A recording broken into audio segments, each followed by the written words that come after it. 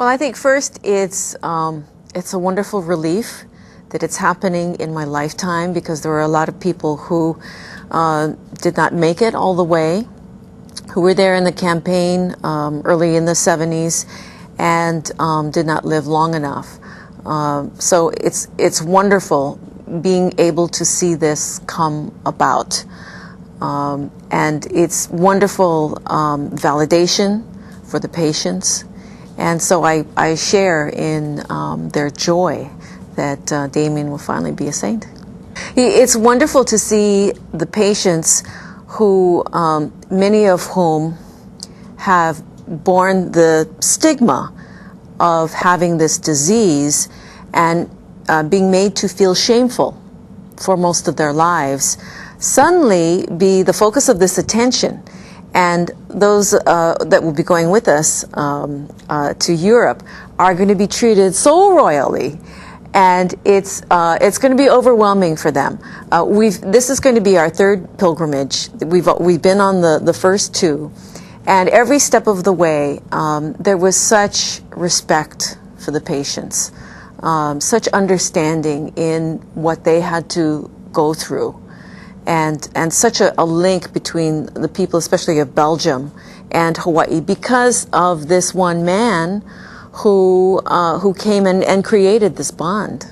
Have you seen any way personally that you've connected with what he's done? I think what makes Damien such a 21st century saint is that we can all relate to him. We have all been strangers in a strange land in some respect. We've all felt isolated, certainly not as much as the patients have been, but we can relate to him. Plus, he was not a perfect being. He was stubborn. Some people saw him as being arrogant, and he was a flawed person by his own admission. And I think we can all relate to that. And it also gives us hope that for the rest of us, with all of our flaws, we can still aspire to that kind of goodness. And especially in this day and age when there are exiles, there are people that are segregated from society, he just opened his heart. And that's really what we all need to do. That's what's so wonderful about his story. We can all relate to it, and we can all strive to be better because of his example. Do you have any favorite Damien story, all the stories that you've uncovered? Oh boy. Well, I've read about 12 or 13 biographies, and it's been very entertaining. Some of them are very factual. Some of them create dialogue, so it's sort of like a soap opera. It's very funny. At this point, because he is a saint by his good works, there's already myths coming. It's sort of like George Washington and the cherry tree. There are some things that are in the books that really have not happened. And this I know from speaking to some of the biographers in Europe who have access to Vatican archives. But it doesn't matter. It's all good. It's all good. One of the stories is that when he was born, when he was being baptized, he's a little baby and his hands are waving all over the place, and he kind of goes like this. And his uncle says, oh, it's a salute. He's going to be a soldier. And his grandmother says, oh no, it's a sign of the cross. He's going to be a priest. Whether or not that really happened, we'll leave that up for history to decide. It's a very nice story. There are other things that I've kind of had to skirt in our coverage. Things that, his family life is painted as wonderful, warm family, togetherness, giving him a strong foundation to be a priest.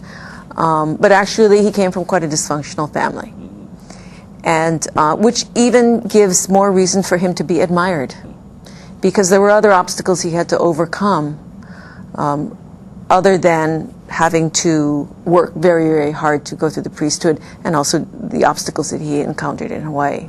What some people don't even realize is that he wasn't even the one who was originally slated to come out. Right. He wasn't slated to come out. It was his brother, Pamphile. His brother Auguste actually is the one who, an older brother, who he idolized. And so when Auguste entered the priesthood, Damien wanted to follow.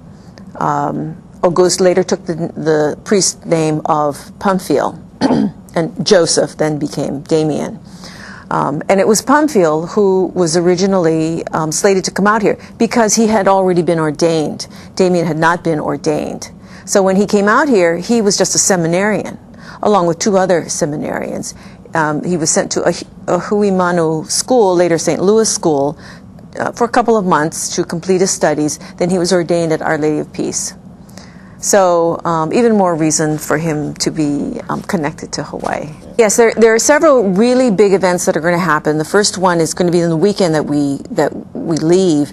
On October 4th in Tremolo, Damien's hometown, they're planning to be a big celebration. A lot of the people will not be able to go to Rome, so they're holding their own celebration, and this one will embrace the patients. So it's going to be very warm and loving, from Damien's people to Hawaii's people, and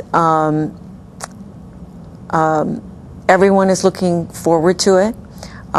When we get to Rome, there will be an audience with the Pope. It will probably be as a group, and we really want that audience to focus on the patients.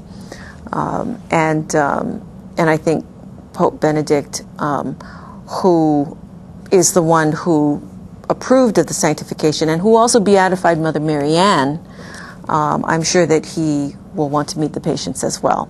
And then the canonization itself on October 11th.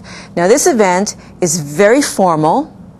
It's almost a little impersonal because it's so huge.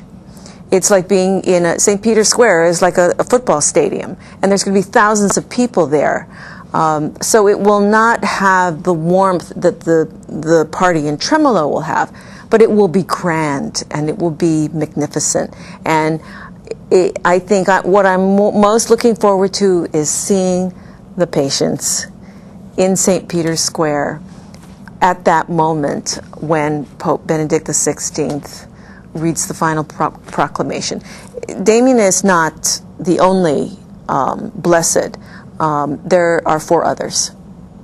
So it would be a canonization of 5 blesseds. So there will be people from other countries represented by these candidates as well.